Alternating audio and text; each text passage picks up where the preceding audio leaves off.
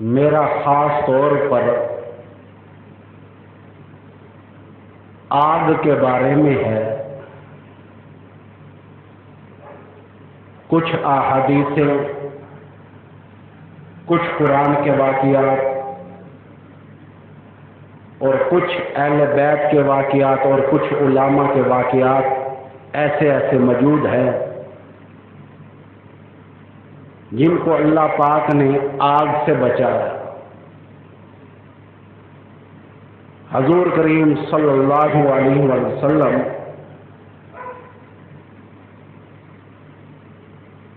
گھر میں آئے، اپنی زوجہ کو کہنے لگے کہ آج میں اپنی چپاتی، اپنی روٹی خود پکانا چاہتا ہوں۔ گھر والی کہنے لگی میں خادمہ موجود ہوں، میرے ہوتے ہوئے آپ روٹی پکائیں گے؟ فرمایا ہاں میں اللہ کا نبی ہوں، آرڈر دے دیا ہے، لہذا میرے حکم کی تعمیل کی جائے۔ گھر والی نے ایک پیڑا گھڑ کے دے دیا۔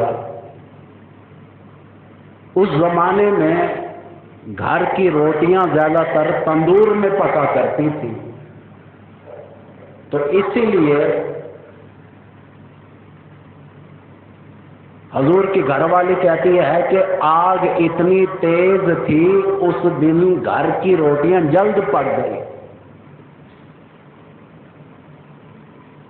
امام الانبیاء نے جب روٹی بڑھائی، تندور میں لگائی، اس معاملات میں تمام فقہ والے متفق ہیں۔ یہ حدیث بڑی مشہور ہے۔ حضور کریم صلی اللہ علیہ وسلم کی گھر والی مسکرانے لگی کہ آقا، جو آپ نے آٹا لگایا ہے، جو آپ نے روٹی بنا کر، چپاتی بنا کر تندور میں لگائی ہے، اس کے تو پانی کی ایک بوند خشک نہیں ہو رہی، پکنا جلنا تو بڑی دور کی بات ہے۔ مسکرانے لگے۔ امام الانبیاء نے فرمایا کہ آج اللہ کی طرف سے آرڈر ہوا کہ تندور کے معاملات میں بھی میں معجزہ دکھاؤں۔ میرا معجزہ یہ ہے کہ جس چیز کو میرا ہاتھ لگ جائے اسے آگ نہیں لگتی۔ بتانا اصل میں یہ تھا کہ حضور کا ہاتھ لگا آٹے کو، وہ روٹی پکنا تو دور کی بات، یہاں تک کہ جلنا تو دور کی بات ہے، پکی بھی نہیں، پانی خشک نہیں ہوا۔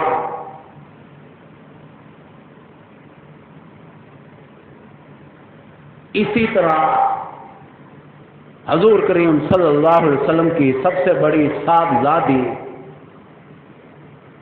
حضرت زینب رضی اللہ تعالی عنہا کا انتقال ہو گیا۔ امام الانبیاء کو اتنا دکھ پہنچا کہ آپ نے اعلان کر دیا،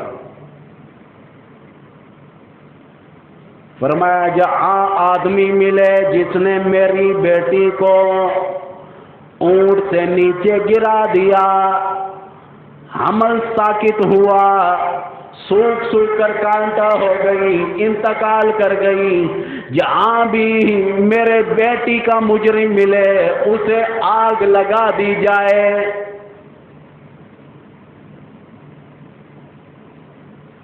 اس چیز پر اللہ عز و جل کی طرف سے حکم آیا کہ محبوب آپ اپنے حکم کی ترمیم فرمائیں، حکم کی تبدیلی فرمائیں۔ کیا؟ آگ کا عذاب دینا صرف اللہ عز و جل کا کام ہے، کسی اور کا نہیں۔ ثم لم يتوبوا فلهم عذاب جہنم ولهم عذاب الحریق۔ یہ جلا دینے والا عذاب، تباہ اور برباد کر دینے والا عذاب، آگ کا عذاب اللہ عز و جل فرماتے ہیں میں خود دوں گا۔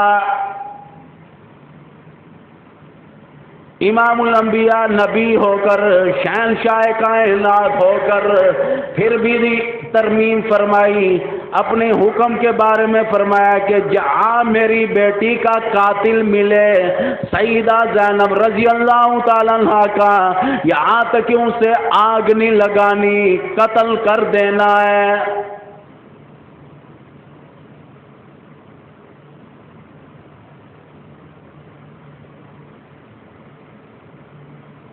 سمجھے نہیں ہو،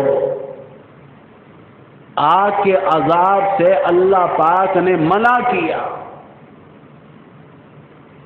نبی کو آرڈر ہوا، اور یہاں مسلمان ایک دوسرے کو آگ لگانے پر تلے ہوئے، کوئی بم دھماکے کے ذریعے اور کوئی کسی طریقے، کوئی یہاں تک کہ لڑکی بہو بن کر آئی۔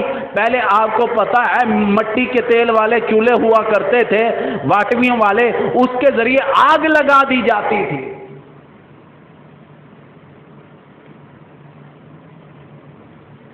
کتنی سخت وعید آئی، نبی کو آرڈر ہوا کہ اپنے حکم میں ترمیم کرے، اپنے حکم کو واپس لیں، یہاں تک کہ آگ کا عذاب اللہ کے علاوہ کوئی اور نہیں دے سکتا، کسی کو اجازت نہیں۔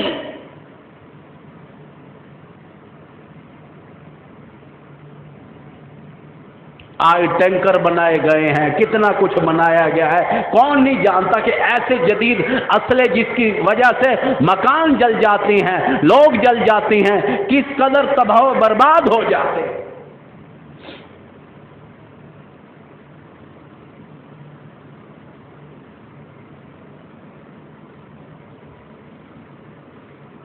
اسی لیے میں نے یہ بات سنا دی کہ اللہ پاک نے، اور قرآن حکیم میں اور جگہ پر بھی عذاب کے بارے میں ہے۔ قرآن حکیم اور جگہ کہتا ہے کلما نضجت جلودہم بدلناہم جلودا غیرہا لیذوقوا العذاب، جلا دینے والا، تباہ اور برباد کر دینے والا۔ اور بعض مفسرین نے لکھا ہے یہاں تک کہ اتنا شدید جلا دینے والا عذاب دیا جائے گا قیامت کے دن، آگے آدمی نیا بنتا جا رہا ہے، پیچھے جلتا جا رہا ہے، 70 تے لگاتار آدمی کو بار بار جلا دیا جائے گا، بنا دیا جائے گا۔ آخرت میں قرآن کہتا ہے ایسا عذاب دیا جائے گا۔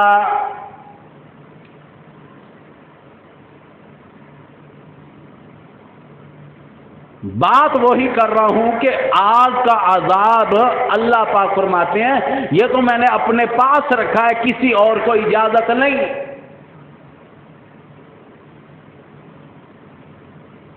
حدیث شریف میں آتا ہے قیامت کا دن آئے گا، بے نمازی کو آگ کی لپٹیں آئیں گی، نام لیں گی، اور فلانے ادھر آ، اور بے نمازی ادھر آ، اور اللہ کی حضور میں قیام نہ کرنے والے، رکوع نہ کرنے والے، سجدہ نہ کرنے والے ادھر آ۔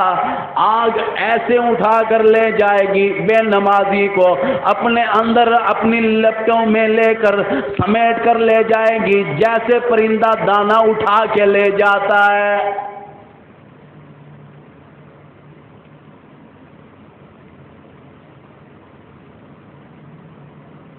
جہنم کی اتنی سخت آگ ہے بھائی، میری بات نہیں، قرآن حکیم کہتا ہے ایک ایک انگارہ اونٹ کے برابر، خچر کے برابر، ایک ایک انگارہ جہنم کا ہوگا۔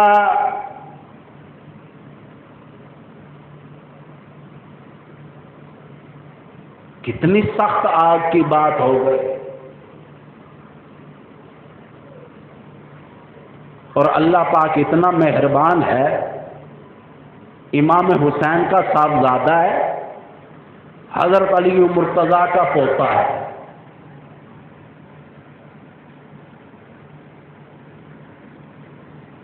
امام زین العابدین کا ایک مشہور واقعہ ہے، اکثریت کتابوں میں علماء پڑھاتے ہیں، وہ یہ کہ سردیوں کی رات تھی، امام زین العابدین رحیم اللہ نے انگیٹھی میں کولے سلگا دیے تاکہ تپش آئے، گرمائش آئے، ٹھنڈی ہوا مالک کی کائنات نے چلا دی، کولا جو چٹخا، یہاں تک کہ رضائی میں آگ لگ گئی. چارپائی، اب تو بابا لوہے کی چارپائیاں ہیں، اس زمانے میں زیادہ تر چارپائیے یہاں تک کہ لکڑی کی ہوا کرتی تھی، اس لیے جل گئی. دیواریں جلیں، دروازے اب لوہے کے ہیں تو اس ٹائم لکڑی کے زیادہ استعمال ہوا کرتے تھے، وہ جل گئے. اب تو بابا ٹی آر گارڈر ہے، اس ٹائم چھتیں بھی جو ہیں کڑیاں اور چھتیر بھی یہاں تک کہ لکڑ کے ہوا کرتے تھے، یہاں تک کہ وہ سارا مکان جل گیا. امام زین العابدین کے بارے میں آتا ہے مصلی پر اطمینان سے کھڑے ہو کر نماز پڑھ رہے تھے نوافل میں. لوگوں نے کہا حضرت جی دروازہ کھولو، دروازہ کھولو. دروازہ کوئی نہیں کھولتا، یہاں تک کہ دروازہ توڑا. سب کا یقین ہو چلا اتنی آگ ہے، اتنی بھا ہے، کیسے بچے ہوں گے امام زین العابدین. یہاں تک کہ دروازہ توڑا، اندر کیا دیکھتے ہیں؟ امام حسین کا لخت جگر ہے، نور نظر. یہاں تک کہ اطمینان سے کھڑے ہو کر مصلی پر نماز پڑھ رہا ہے.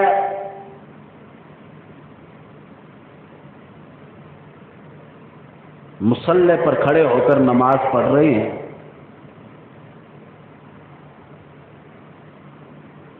اطمینان سے نماز جب ختم کی، لوگوں نے کہا حضرت جی رضائی جل گئی، چارپائی جل گئی، چھت جل گئی، دروازہ جل گیا، گھر کا سارا سادو سامان جل گیا. کیا آپ کو آگ کے بارے میں پتہ نہیں چلا؟ فرمایا تمہیں کیا معلوم ہے، میں آگ کی فکر میں تھا. یہاں تک کہ میں جو نماز میں اللہ کا قرآن پڑھ رہا تھا، یہاں تک کہ آگ کی فکر میں تھا. پر دنیا والی نہیں، دنیا والی آگ ایسی ہے تم مٹی سے بجھا دو گے، ریت سے بجھا دو گے، پانی سے بجھا دو گے، تم جیسے لوگ بجھا دیں گے. میں اس آگ کی فکر میں لگا ہوا تھا جسے عمل کے علاوہ کوئی اور چیز بجھا نہیں سکتی. کہنے لگے ثم لم یتوبوا فلہم عذاب جہنم ولہم عذاب الحریق. جلا دینے والا، تباہ اور برباد کر دینے والا عذاب دیا جائے گا. میں اس آگ کی فکر میں لگا ہوا تھا.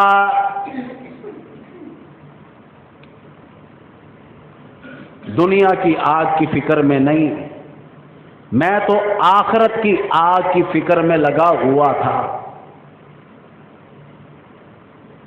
اسی طرح ایک صحابی کے واقعات میں آتا ہے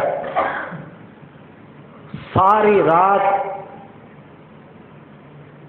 چارپائی پر کروٹیں لیتا رہا، نیند نہ آئی. بیٹی نے صبح کہہ دیا ابا جان آپ تو آقا کے پاس گئے تھے، امام الانبیاء کے پاس گئے تھے، کیا ہوا؟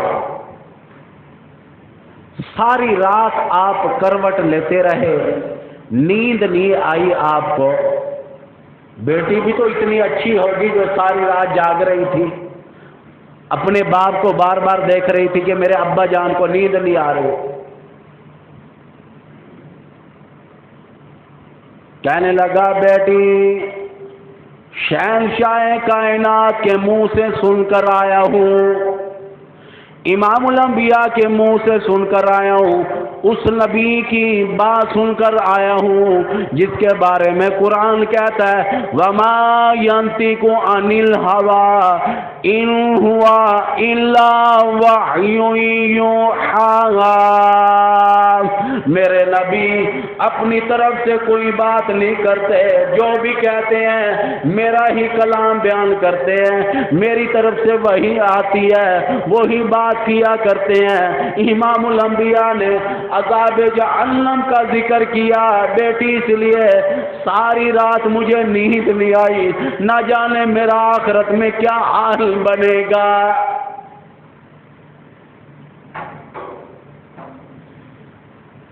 مجھے اس لیے نیند نہیں آئی کہ میرا آخرت میں کیا حال بنے گا۔ اب قریب ترین زمانے کی بات، میرے آنکھوں دیکھا واقعہ وہ بھی سن لیں۔ مولانا وحید علی صاحب، جن کے پیچھے میں زیادہ نہیں تو 2-2.5 ہزار جمعے پڑھے ہوں گے، رشتہ بھی بتا دوں کہ میری سکی دادی اماں کی ہمشیرہ کے شوہر تھے، اور الحمدللہ تہجد گزار بھی تھے۔ 40 سال انہوں نے نماز جامعہ مسجد عثمانیہ جنازے گاہ میں فی سبیل اللہ پڑھائی۔ یہ واقعہ میرے آنکھوں دیکھا واقعہ ہے۔ جو تہجد کے لیے اٹھتا ہے وہ رات کو جلد سو بھی جاتا ہے۔ میں رات کو دکان پر بیٹھا ہوا تھا مچھی مارکیٹ کے قریب، اس ٹائم پیٹرول پمپ 1 تھا، اب 2 ہو گئے ہیں۔ یہ کھانے والے اڈے کی بات کر رہا ہوں۔ ٹینکر کو آگ لگی اور آگ لگتے لگتے آگے اب تو کوٹھیاں بن گئی، میدان تھا۔ میں اپنی دکان پر بیٹھا ہوا تھا اور مولانا وحید علی صاحب 4 پئی روڈ پر، سائڈ پر روڈ کے قریب ڈال کے سویا کرتے تھے۔ بتانا یہ چاہتا ہوں، جس کے سینے میں قرآن ہو، تہجد گزار ہو، نمازی ہو، پرہیزگار ہو، جب ٹینکر آنے سے پہلے پہلے قدرتی طور پر وہ اللہ والے اٹھ کر اندر چلے گئے۔ اور آپ کو پتا ہے کہ تیل کا ٹینکر کے اندر تیل، یہاں تک کہ پیٹرول کتنا ہوتا ہے، 4 پئی جل کر راکھ بن گئے۔ حضرت جی کو کچھ نہیں ہوا، مولانا وحید علی صاحب کو کچھ نہیں ہوا۔ یہ جو واقعہ سنا رہا ہوں اپنے آنکھوں دیکھا۔ مولانا وحید علی صاحب آئے باہر اور میری 4 پئی کون چاہ گئے، میں وہیں کھڑا تھا۔ میں نے کہا حضرت جی ٹینکر گزرا ہے، لوگوں کے میٹر پگھل گئے ہیں، لوگوں کے موٹر سائیکلوں کو آگ لگ گئی ہے، کسی کو کیا ہو گیا، کیا ہو گیا، دیواروں کو آگ لگ گئی ہے، آپ کی 4 پئی راکھ بن گئی ہے۔ کہنے لگے اچھا یہ راکھ میری 4 پئی کی پڑی ہے؟ یہ رات کے تقریباً 11-12 بجے کی بات ہے۔ قدرتی طور پر وہ اٹھ کر اندر گئے۔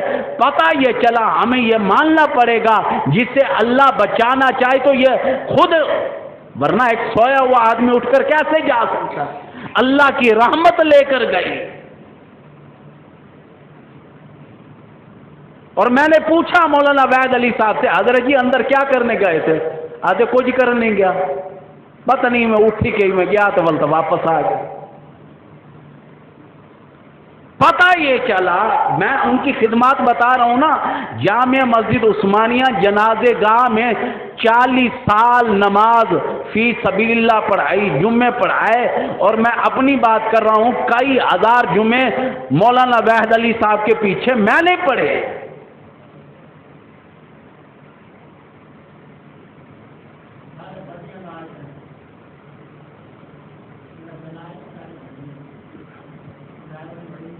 جی جی بڑی ہمت کی تھی، حالانکہ فوری طور پہ اگر دادا جی میرے کو یاد ہے اچھی طرح، چاند رات ہے، سویرے عید آئی، مجھے بھی اچھی طریقے سے، اس لیے تو میں کہہ رہا ہوں نا میرے سامنے کا یہ واقعہ ہو تو بتانا یہ چاہتا ہوں کہ اللہ پاک بڑا مہربان ہے۔ کلمے پڑھنے والے کو آگ نہیں لگتی، نمازی کو آگ نہیں لگتی، قرآن والے کو آگ نہیں لگتی۔ ہاں اب آپ احباب کہیں گے کہ مولوی حبیب تو دعویٰ کر رہا ہے، اللہ نہیں لگانے دیتا، لیکن لوگ اتنے ظالم ہو جاتے ہیں، وہ اب آگ لگائیں بم کے ذریعے کچھ اور ذریعے، تو وہ تو پھر اس میں بھی ایک حکمت ہے، ادھر درجہ بلند ہوتا ہے، ادھر اس کا کمینہ پن، اس کی جہنم رسید ہوگا وہ۔ اب دیکھو میں ذرا آپ کو اور مثال سے سمجھاؤں. کس کی جرت تھی کہ اہل بیت کو شہید کرے؟ کس کی جرت تھی کہ اہل بیت کا پانی بند کرے؟ لیکن نہیں، اللہ پاک کی ایک حکمت عملی ہے کہ ادھر ان کو درجات دینے تھے، مقام دینا تھا، ادھر لعین کو عذاب دینا ہے، ادھر ملعون، یہاں تک کہ ایسے ایسے جنہوں نے یہ کارنامے کیے ان کو یہاں تک کہ جہنم رسید ہونا ہے نا.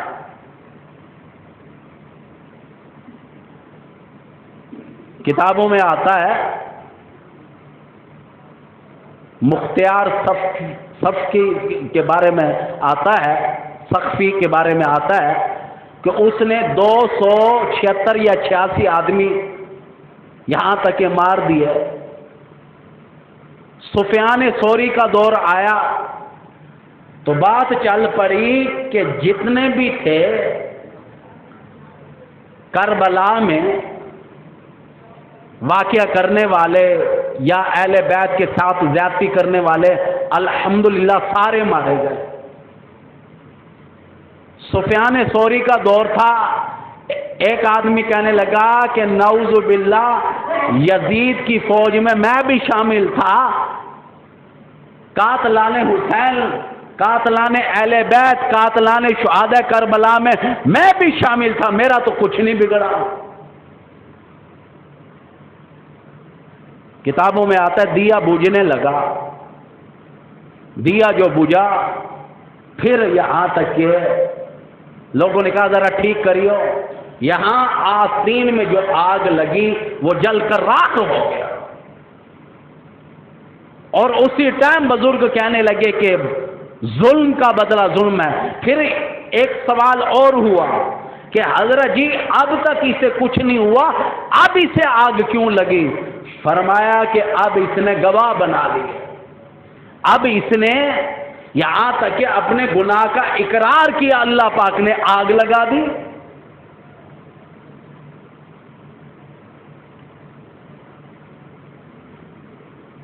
ایمان والے کو یہاں تک کہ آگ یہاں کی کچھ نہیں کہتی، وہاں کی بھی کچھ نہیں کہیں گی. یاد رکھنا اللہ پاک نے بھی اعلان کر دیا، جس گناہ کو چاہوں گا معاف کر دوں گا، پر شرک کی معافی نہیں.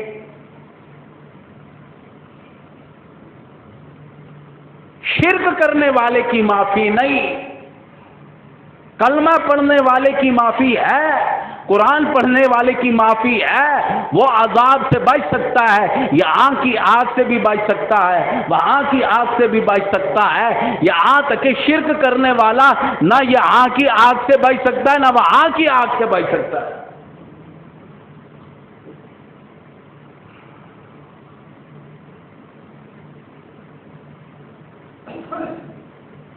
اللہ پاک یہی دنیا میں بھی شرک کرنے والوں کو ایسی ایسی پٹائی اتنا مروایا کہ بتا نہیں سکتا.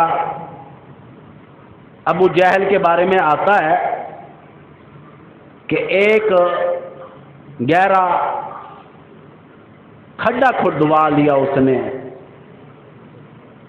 اوپر کانوں کے تلو رکھ دیے، پھر اوپر مٹی ڈال دی کہ نبی آتے ہیں رات کے ٹائم، لہذا اگر اس میں گر جائے تو خوب پٹائی کرنا. اپنی فوج کو تعینات کر کے گیا. اس بات کو بھی سمجھو کہ بعض اوقات آدمی دوسرے کے لیے گڑھا کھودتا ہے، خود اس میں گرتا ہے. گڑھا کھدوایا کس کے لیے؟ نبی کے لیے.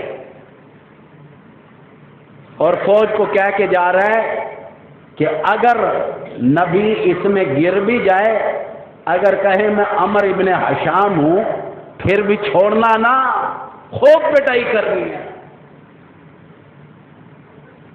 خوب پٹائی کرنی ہے.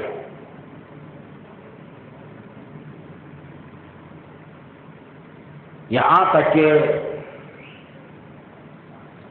تھوڑی دیر کے بعد واپس آیا ابو جہل نے کہ دیکھو تو صحیح فوج سو نہ گئی ہے. اسے یاد بھی نہ رہا، دڑم اس گڑھے میں گرا ہے ابو جہل، یہاں تک کہ خوب چھتروڑ لگی، اتنا مارا کہ سر کتابوں میں آتا ہے گنجا ہو گیا، اور کہنے لگا میں عمر بن ہشام ہوں، عمر بن ہشام ہوں۔ انہوں نے کہا دیکھا ہے ہمارے چودھری نے کہا نہیں تھا میرا نام لے گا، اتنا مارا لولعان کر دیا۔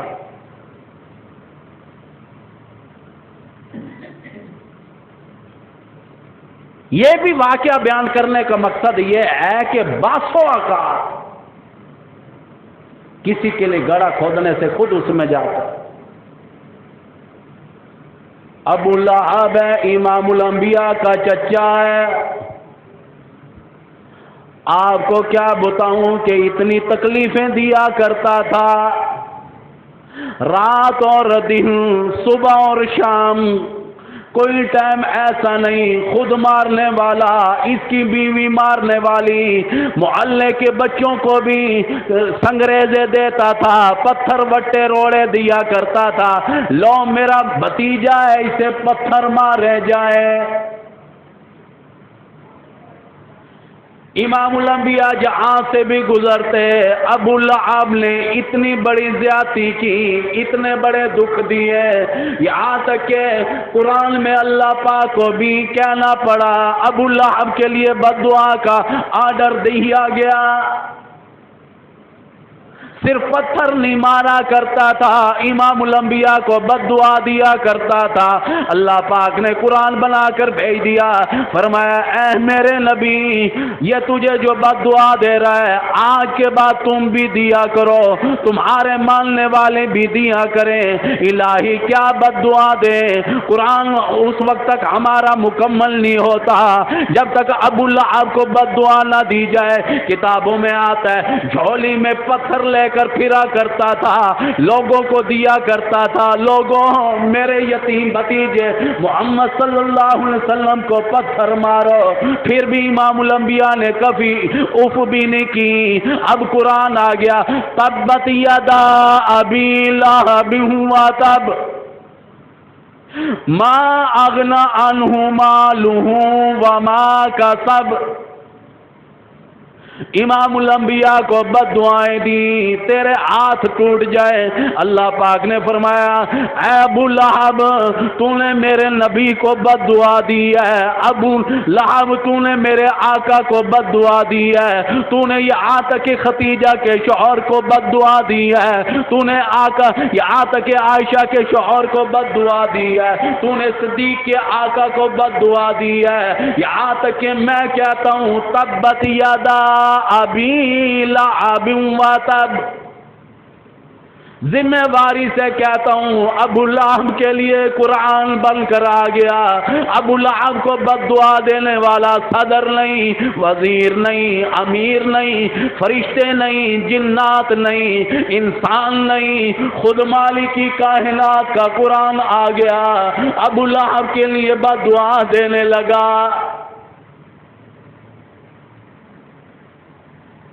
ما اغنی عنہ مالہ وما کسب، تو نے جو میرے نبی کے بارے میں بکواس کی ہے، گستاخی کی ہے، یہاں تک کہ یاد رکھ میں نے قرآن بنا کر بھیج دیا۔ ابو لہب جب تک قیامت نہیں آتی ساری دنیا میں امام الانبیاء کے گرویدہ جو ہوں گے، مرد ہوں گے، عورتیں ہوں گی، بچے ہوں گے، بچیاں ہوں گی، سب کے منہ سے تیرے لیے بد دعا کرواؤں گا۔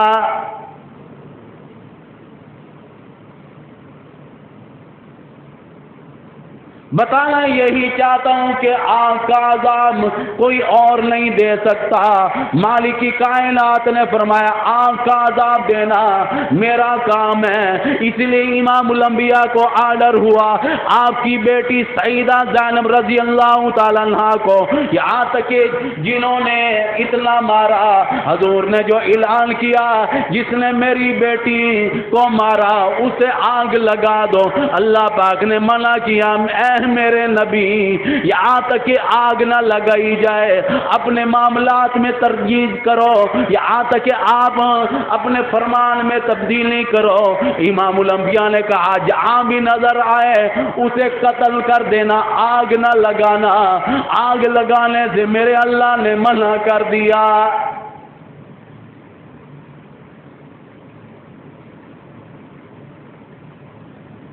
بڑے بڑے واقعات ہیں جہنم کے بھی آگ کے بارے میں قرآن حکیم میں آتا ہے۔ جہنم میں یہاں تک کہ آگ کی وجہ سے آدمی کا بدن پھول کر سوج کر 3 میل لمبا 3 میل چوڑا ہو جائے گا۔ حدیث شریف میں آتا ہے اوپر والا ہونٹ یہ تمہاری بلنی سوج کر پیچھے کمر پہ جا پڑے گی، نیچے والا ہونٹ سوج کر، اتنا جہنم کا سخت عذاب ہے۔ فرمایا نیچے والی بلنی ہونٹ سوج کر پیر کے انگوٹھوں پر آ پڑے گی۔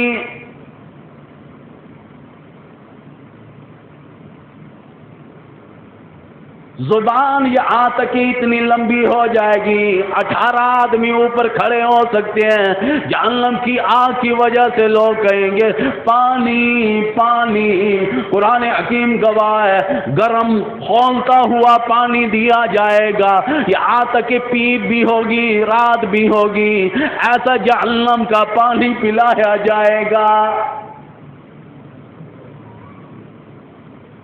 قرآن حکیم تو کچھ اور بھی کہتا ہے، ہماری توجہ نہیں۔ آخری بات میری سن لو۔ موسیٰ علیہ السلام کے دور میں اللہ پاک نے خون کا عذاب بھیجا، قرآن میں موجود ہے۔ موسیٰ علیہ السلام کو ماننے والا پانی پیتا ہے تو پانی منہ میں جا رہا ہے، نہ ماننے والا جو پیتا ہے خون جا رہا ہے۔ جب وہ پانی اٹھاتا ہے منہ کے قریب لگاتا ہے خون بن جاتا ہے، پھینک دیتا ہے۔ یہاں تک کہ موسیٰ علیہ السلام کے ماننے والوں کے پاس لوگ آئے، کہنے لگے اے موسیٰ علیہ السلام کے ماننے والے ایک ہی پیالہ ہے، ایک طرف سے تو منہ لگا، تیرے ساتھ میں منہ لگاؤں گا، یہاں تک کہ تیری وجہ سے میرے منہ میں ہی پانی جائے گا۔ قرآن گواہ ہے نہیں نہیں، امام الانبیاء نے بھی بتا دیا ایک کے منہ میں پانی جا رہا تھا، فرما بردار کے منہ میں پانی جا رہا تھا، دوسرے کے منہ میں پیالہ ایک ہے۔ مالک کی کائنات نے اپنی قدرت دکھائی، دوسرے کے منہ میں خون جا رہا ہے۔ آپ ایسی چیزیں نہیں دیکھتے جس کی وجہ سے سبحان اللہ کہنے کو دل کرتا ہے، خدا کی قدرت پر خوش ہونے کو دل کرتا ہے۔ قرآن حکیم میں اللہ پاک نے پانی کا ذکر کیا ہے کہ 2 پانی الگ الگ ہیں، مکس نہیں ہوتے۔ دنیا میں 12 جگہ ایسی ہیں جہاں پانی مکس نہیں ہوتا، ایک کا کلر نیلا ہے، ایک کا کچھ اور ہے۔ ایسی چیزیں یوٹیوب پر دیکھا کرو اور دوسروں کو دکھایا کرو اس نیت سے کہ میرے خدا کی تعریف ہو رہی ہے۔ نیت یہ رکھو کہ میں مالک کی کائنات کی اسے قدرت دکھا رہا ہوں، اور اس پر آیاتیں بھی موجود ہیں کہ اللہ پاک نے فرمایا قرآن حکیم میں موجود ہے کہ 2 پانیوں کے درمیان میں فرق دیکھو، پانی ساتھ ساتھ ہے لیکن کلر یہاں الگ ہے یہاں الگ ہے تو دونوں پانی، لیکن قرآن کہتا ہے ہم نے آڑ بنا دی۔ اللہ پاک فرماتے ہیں، میں بچوں سے کہوں گا کہ یوٹیوب پر یہی کہہ دو کہ وہ کون سے دریا ہیں جو پانی الگ الگ ہیں، مکس نہیں ہوتے، دوستوں کو دکھاؤ، اللہ کی تعریف کرو گے اللہ عز و جل راضی ہوگا۔ بہرحال جن احباب میں سنتے پڑھنی ہو سنتے پڑھ لیں۔ وما علینا الا البلاغ المبین۔